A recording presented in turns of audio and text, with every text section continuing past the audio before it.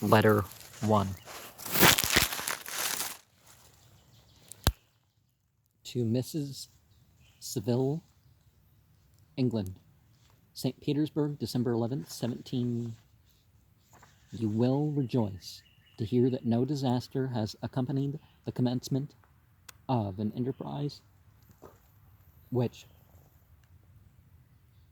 you have regarded with such evil foreboding. I arrived here yesterday, and my first task is to assure my dear sister of my welfare and increasing confidence in the success of my undertaking.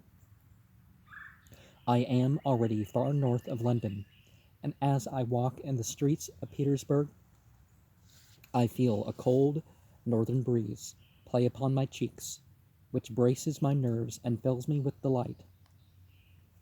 Do you understand this feeling?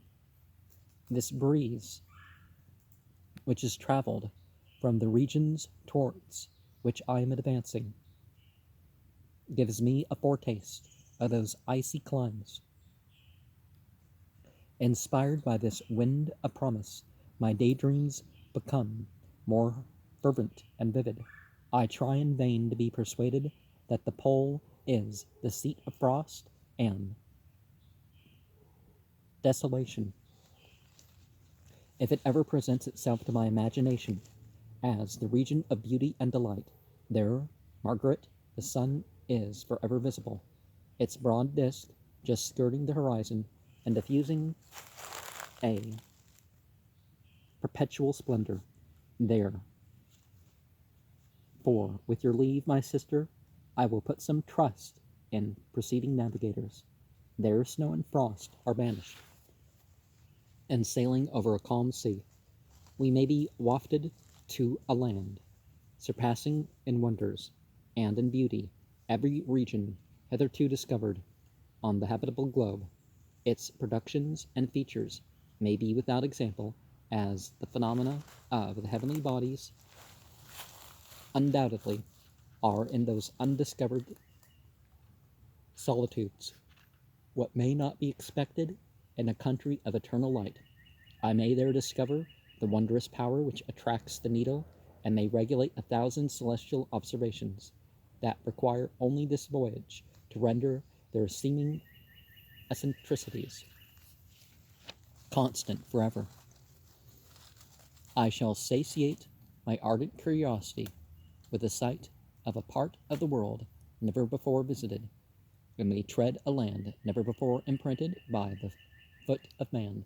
These are my enticements, and they are sufficient to conquer all fear of danger or death, and to induce me to commence this laborious voyage with the joy a child feels when he embarks in a little boat with his holiday mates on an expedition of discovery up his native river. But supposing all these conjectures to be false, you cannot contest the inestimable benefit which I shall confer on all mankind to the last generation by discovering a passage near the pole to those countries to reach which at present so many months are requisite, or by ascertaining the secret of the magnet, which, if at all possible, can only be effected by an undertaking such as mine. These reflections have dispelled the agitation with which I began my letter. I feel my heart glow with an enthusiasm which elevates me to heaven, for nothing contributes so much to tranquilize the mind as a steady purpose, a point on which the soul may fix its intellectual eye. This expedition has been the favorite dream of my early years. I have read with ardor the accounts of the various voyages which have been made in the prospect of arriving at the North Pacific Ocean through the seas which surround the pole. You may remember that the history of all the voyages made for purposes of discovery composed the whole of our good Uncle Thomas's library. My education was neglected, yet I was passionately fond of reading. These volumes were my study day and night, but my familiarity with them increased that regret which I had felt as a child on learning that my father's dying injunction had forbidden my uncle to allow me to embark in a seafaring life. These visions faded when I perused, for the first time, those poets whose effusions entranced my soul and lifted it to heaven. I also became a poet, and for 1 year lived in a paradise of my own creation. I imagined that I also might obtain a niche in the temple where the names of Homer and Shakespeare are consecrated. You are well acquainted with my failure and how heavily I bore the disappointment. But just at that time, I inherited the fortune of my cousin, and my thoughts were turned into the channel of their earlier bent. 6 years have passed since I resolved on my present undertaking. I can, even now, remember the hour from which I dedicated myself to this great enterprise. I commenced by inuring my body to hardship. I accompanied the whale fishers on several expeditions to the North Sea. I voluntarily endured cold, famine, thirst, and want of sleep.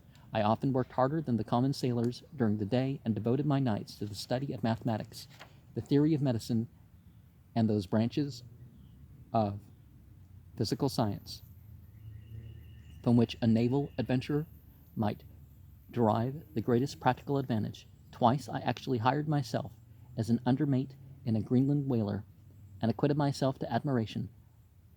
I must own I feel a little proud when my captain offered me the second dignity in the vessel and entreated me to remain with the greatest earnestness, so valuable did he consider my services. And now, dear Margaret, do I not deserve to accomplish some great purpose? My life might have been passed in ease and luxury, but I preferred glory to every enticement that wealth placed in my path. Oh, that some encouraging voice would answer in the affirmative. My courage and my resolution is firm, but my hopes fluctuate, and my spirits are often depressed. I am about to proceed on a long and difficult voyage, the emergencies of which will demand all my fortitude. I am required not only to raise the spirits of others, but sometimes to sustain my own when theirs are failing. This is the most favorable period for traveling in Russia. They fly quickly over the snow in their sledges. The motion is pleasant and, in my opinion, far more agreeable than that of any English stagecoach. The cold is not excessive if you are wrapped in furs, a dress which I have already adopted, for there is a difference between walking the deck and remaining seated motionless for hours when no exercise prevents the blood from actually freezing in your veins. I have no ambition to lose my life on the post road between St. Petersburg and Archangel. I shall depart for the latter town in a fortnight or 3 weeks, and my intention is to hire a ship there, which can easily be done by paying the insurance for the owner, and to engage as many sailors as I think necessary among those who are accustomed to whale fishing. And I do not intend to sail until the month of June. And when shall I return? Ah, dear sister, how can I answer this question if I succeed? Many, many months, perhaps years, will pass before you and I may meet.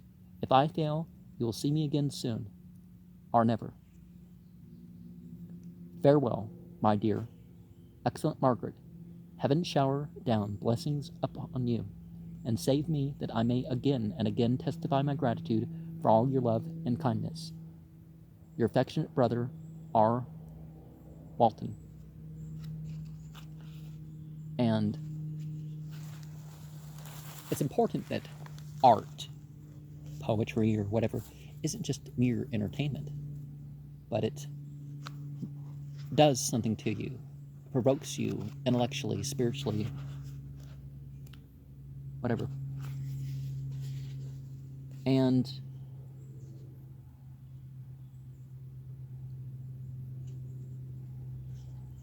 Mary Shelley's father was a political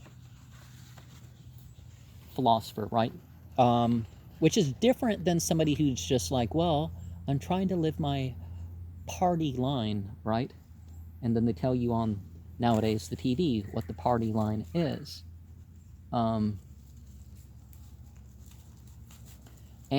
her family was of different sorts, and I think most of our family is of different sorts, but I guess there was more of that than was usual at the time.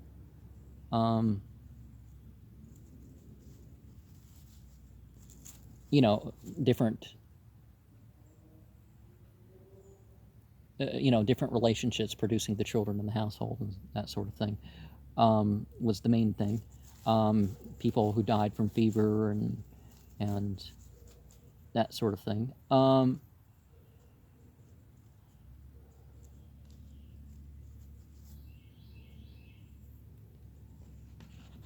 But of course, one of the things is that her parents wrote, so that was something that influenced her.